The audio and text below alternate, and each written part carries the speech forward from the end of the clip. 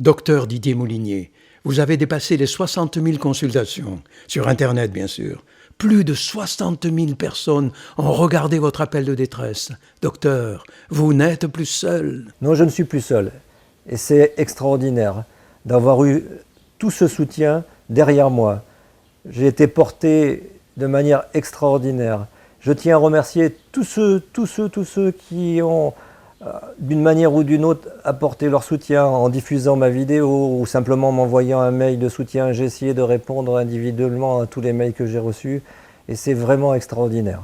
Et le 12 juin, vous étiez aussi très nombreux. Nous étions très nombreux, un peu à l'image de la tirade du CID. Nous sommes montés 35 qui m'accompagnaient dans le train. J'ai eu la surprise ce jour-là, de 12 juin 2012, devant le Conseil de l'Ordre, de retrouver près de 100, 120 de mes patients qui m'avaient fait la surprise de venir.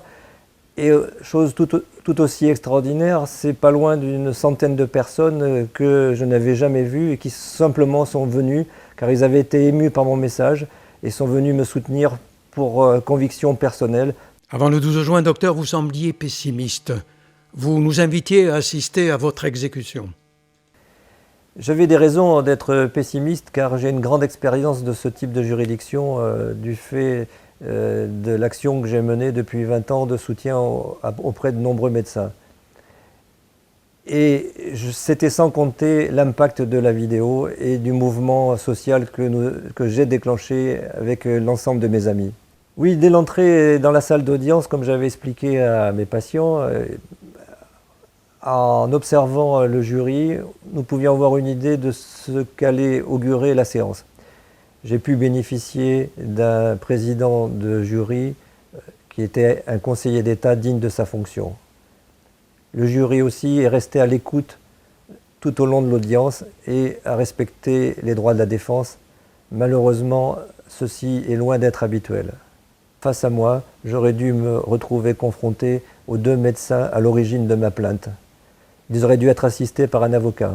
Ils ont préféré envoyer un médecin conseil qui a fait une piètre prestation car il ne connaissait rien au dossier. C'est bien là la preuve qu'ils avaient peur de se retrouver confrontés et de devoir argumenter les éléments d'accusation. Ils savaient très bien qu'il n'y avait rien dans ce dossier d'accusation qui justifiait 1 an d'interdiction de donner des soins aux assurés sociaux. Vous semblez mettre en accusation la sécurité sociale, docteur, mais c'est un acquis important. J'en suis tout à fait convaincu que c'est un acquis important. C'est pour cela que j'en souffre d'autant plus de voir l'ensemble des personnels de la sécurité sociale, l'ensemble des médecins conseils que je côtoie régulièrement depuis de nombreuses années, subir une véritable chape de plomb administrative imposée par leur hiérarchie. Car on les oblige à trahir les grands idéaux des membres fondateurs de la sécurité sociale en privilégiant finalement les intérêts des lobbies pharmaceutiques aux dépens des intérêts individuels des assurés sociaux. Ce pseudo-tribunal doit donner ses conclusions probablement fin juillet. N'était-il pas plus prudent d'attendre ? Bien sûr, ça aurait été beaucoup plus prudent d'attendre. Mais la date du 21 juin, date du solstice d'été, est une date symbolique ô combien. Et j'ai voulu laisser passer un message très fort. En effet, quelle que soit la décision de ce tribunal, il faut leur faire comprendre qu'il ne faut plus avoir peur. Et pour l'avenir, allez-vous poursuivre ce combat, plutôt cette croisade ? Je vais essayer dans la mesure de mes moyens. Ce qui est important, c'est que je veux continuer à exercer la médecine et ne pas abandonner mes patients. Je rêve en fait de la mise en place de nouveaux types de médecine qui est connu au-delà des océans sous le nom de médecine intégrative. Et c'est quoi la médecine intégrative ? La médecine intégrative, c'est une médecine qui essaie de trouver un compromis entre la médecine dite classique avec les médecines dites alternatives. En fait, l'idéal, ça serait de pouvoir mettre en place une médecine qui permet de proposer à chaque individu le traitement qui est le plus efficace, le moins toxique, en respectant le désir individuel des patients.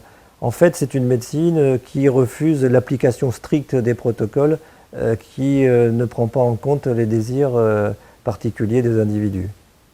Docteur, dans votre croisade, j'ai l'impression que vous êtes fidèle au serment d'Hippocrate.